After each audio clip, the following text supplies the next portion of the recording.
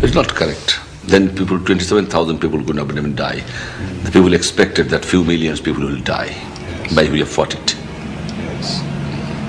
Everybody expected that few million people will die by starvation after the flood, after the inflation, because we had no the food grains in our go down at that time. We have tried to collect from all over the world. Yes. And that time some people should come forward to help us, but we on a humble way, we have tried. And around about 27,000 people have died by starvation, which is a fact. We tried our best, consciously we have tried our best.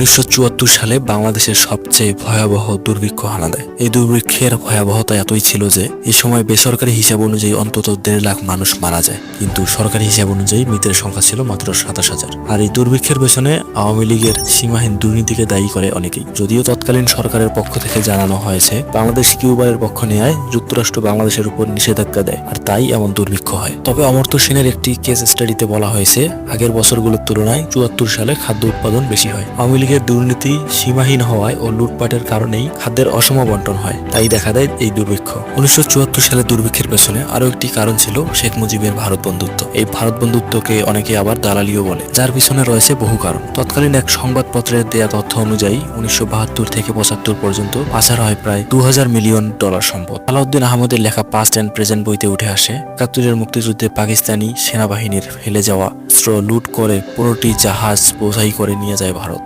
তৎকালীন সময়ে যার বাজার মূল্য ছিল 27,000 কোটি টাকা। এছাড়াও বিভিন্ন কারখানার যন্ত্রপাতি, মেশিন ও সরঞ্জাম লুট করে ভারত পাচার করা হয়, যার বাজার মূল্য ছিল 90,000 কোটি টাকা। এসব লুটপাটের প্রতিবাদ করায় সেক্টর কমান্ডার মেজর জলিলকে রাজবন্দী করা হয়, এমনকি তার মুক্তিযুদ্ধ খেতাবও ছিনিয়ে নেয় আওয়ামী লীগ সরকার। দুর্ভিক্ষ, দুর্নীতি, রক্ষী বাহিনীর অত্যাচার, এসব কারণেই সাধারণ মানুষ, সেনাবাহিনী, এমনকি আওয়ামী লীগের ভিতরেও দেখা দিচ্ছিল অসন্তোষ। শেখ মুজিব হয়তো এর কিছুটা আঁচ করতে পেরেছিলেন, তাই তিনি বুদ্ধি খাটিয়ে প্রতিষ্ঠা করলেন বাকশাল।